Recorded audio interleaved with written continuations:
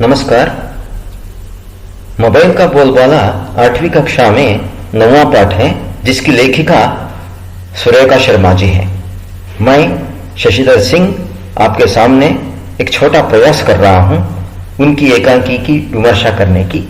तो सुरेखा शर्मा जी की ये विशेषता है कि अत्यंत वर्तमान परिस्थिति में जो उपयोगी चीज है उसको लेकर के छात्रों को मनोरंजक भाषा में, मतलब छात्र आनंद ले सके इस प्रकार की भाषा में उन्होंने लिखा है, और संवाद भी अत्यंत सरल ढंग से बच्चों को ध्यान में रखकर उनमें रखा है।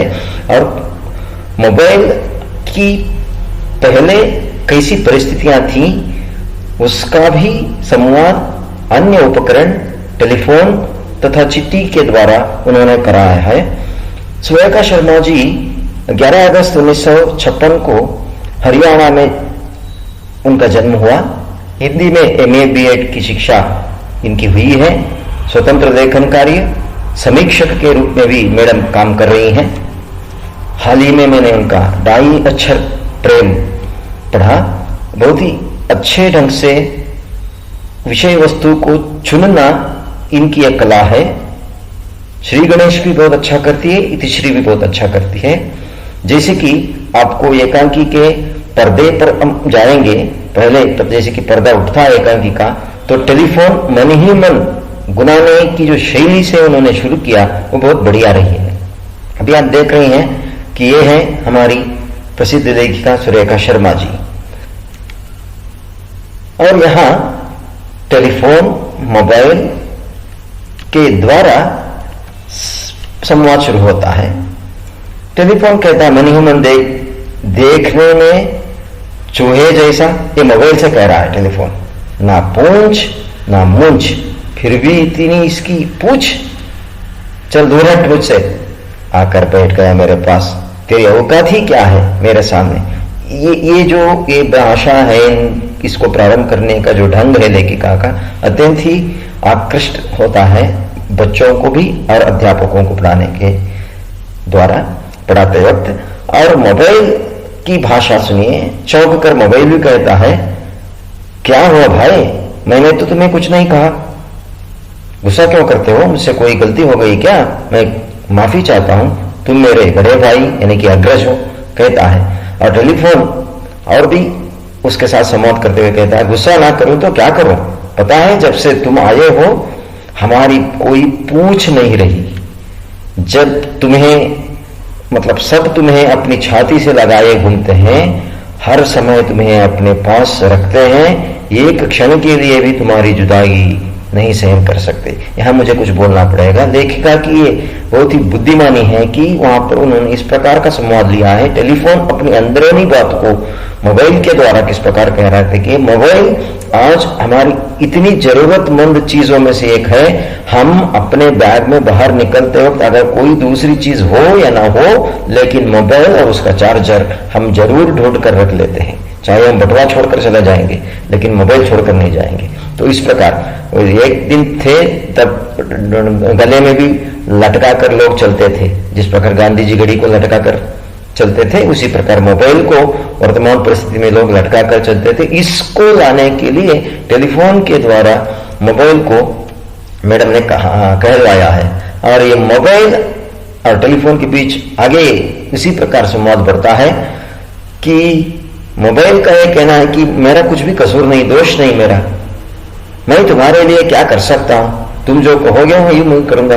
टेलीफोन कहती है तुम क्या करोगे, अब तो तुम्हारे नए नए रूप बाजार में आ रहे हैं। देखिए इस पंक्ति में भी वर्तमान पर आगे मोबाइल के रूप बदलेंगे, इसको लेखिका ने हमें सूचित कर दिया है। नए नए रूप बाजार में आ रहे हैं का मतलब आ चुके हैं।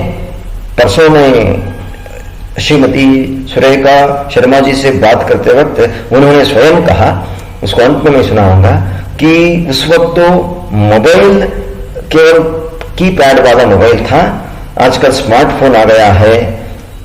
हम सब लोग टच मोबाइल को रख रहे हैं लेकिन कोई किसी के टच में नहीं है, दिलों का टच खत्म हो गया है, केवल मोबाइल के द्वारा ही हम टच कर रहे हैं। ये बहुत बढ़िया संदेश उन्होंने जब मेरे साथ बात किया तो उन्होंने कहा। तो इस प्रकार मोबाइल और टेलीफोन का संवाद जारी रहता है। तो हमने इस प्रकार की कोशिश की है कि मोबाइल की जगह मोबाइल, टेलीफोन की जगह टेलीफोन का चित्र रखकर बच्चों को आकृष्ट बनाने के लिए इस तरह का प्रयास हमने किया है। तो मोबाइल क्या कहता है, देखिए भाई नाराज मत होइए, आप तो मेरे अग्रज हैं, अब कभी ना कभी तो तुम्हें बुरा होना ही था, सदियों से तुम्हारा ही राज था, इसमें गुस्सा होने की क्या बात है, एक ना एक दिन तो यह होना ही था।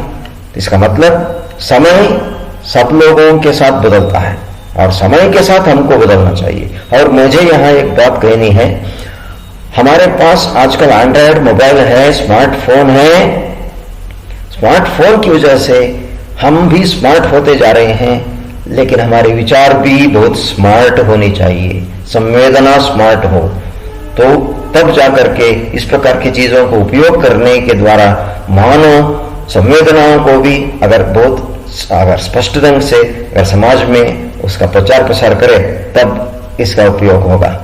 तो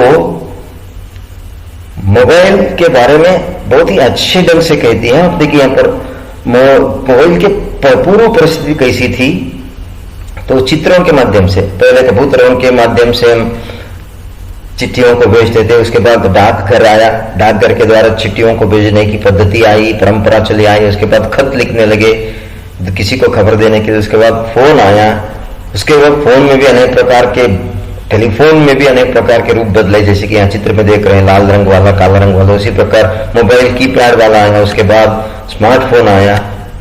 तो इस प्रकार बातें हमको कहती हैं लेखिका और मोबाइल के द्वारा कहलवाती है, बात तुम्हारी बिल्कुल सच है, पर तुम्हारे विचार आज के जमाने से मेल नहीं खाते, अब तुम वक्त के साथ चलना सीखो। मोबाइल कितनी सुंदर ढंग से कहता, देखिए आदमी को वक्त के साथ चलना चाहिए, समय के अनुसार करना चाहिए। मुझे यहाँ बात कहनी है, हमारे पास एंड्रॉयड मोबाइल है, एंड्रॉयड मोबाइल में ऐप्स होते हैं, एप्लीकेशन जो होते हैं, हर ऐप 3 महीने 2 महीने के बाद हमें सूचित करता है कि अपडेट मुझे करो, इसमें और भी अच्छे अच्छे विचार हैं या तो और भी जुड़े हैं। तो हम हमारे मोबाइल को अपडेट करते हैं, लेकिन अपने आप को अपडेट नहीं करते। मेरा कहने का तात्पर्य है, अपने मोबाइल के ऐप को भी अपडेट करो और अपने आप भी अपडेट हो जाइए, क्योंकि उसी दवे को लोग लेते हैं जिस पर एक्सपायरी डेट समाप्त नहीं हुआ हो। अगर एक्सपायरी डेट हो गई तो उस दवा को कोई नहीं लेता। तो इस प्रकार मोबाइल टेलीफोन के बारे में ही कहता है। तो अंत में टेलीफोन मतलब, अच्छा बच्चों आज तू मुझे उपदेश दे रहे हैं, कोई बात नहीं, तुम्हारे साथ भी कभी कभी इस तरह का व्यवहार होगा, तब पता चलेगा, याद रखना समय सदा एक सा नहीं रहता। ये भी इसके द्वारा भी टेलीफोन कहता, देखिए मोबाइल से वहां पर हमने दर्शाया है।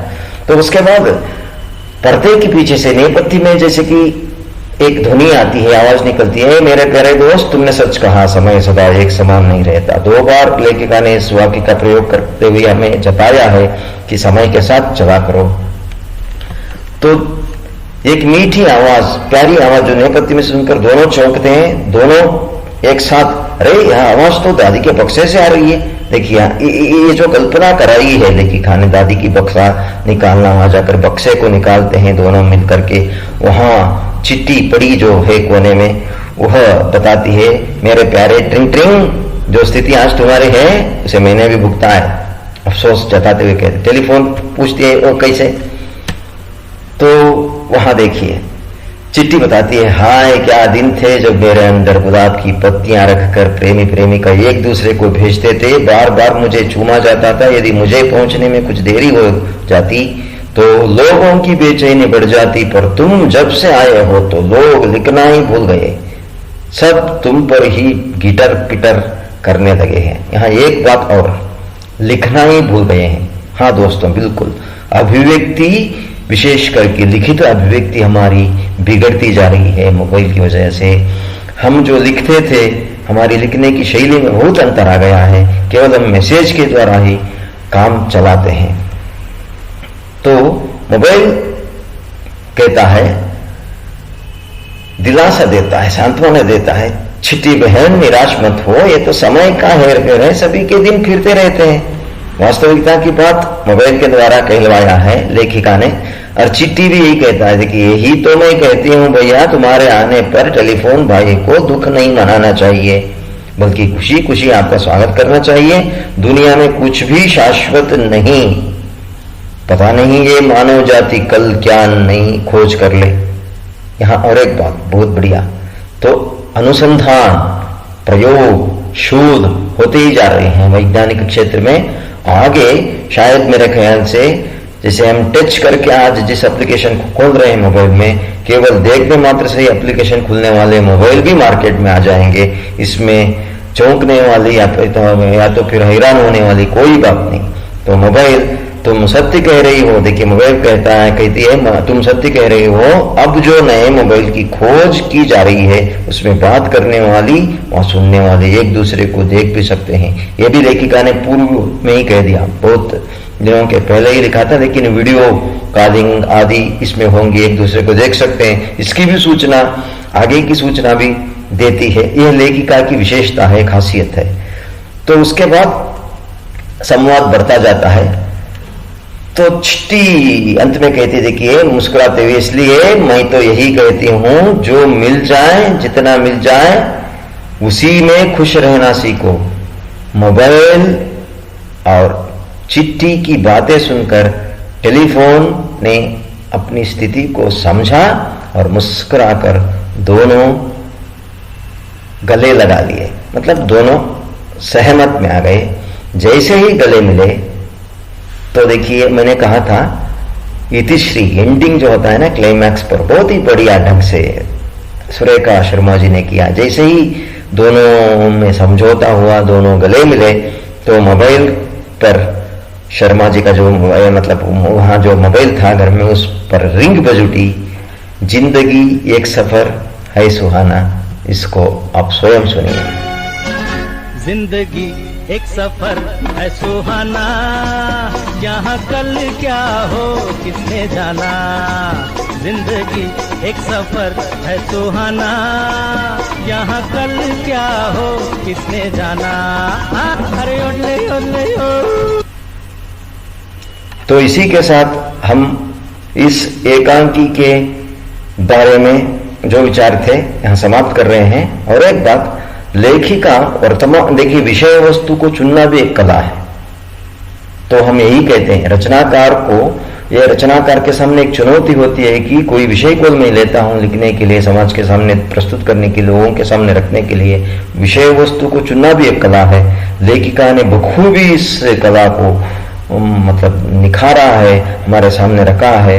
वास्तव में पाठक, हमारे छात्र और अध्यापक बड़े ही मजे का और आनंद का अनुभव इस एकांकी को पढ़ाते वक्त करते हैं। बहुत बहुत धन्यवाद सुरेखा शर्मा जी।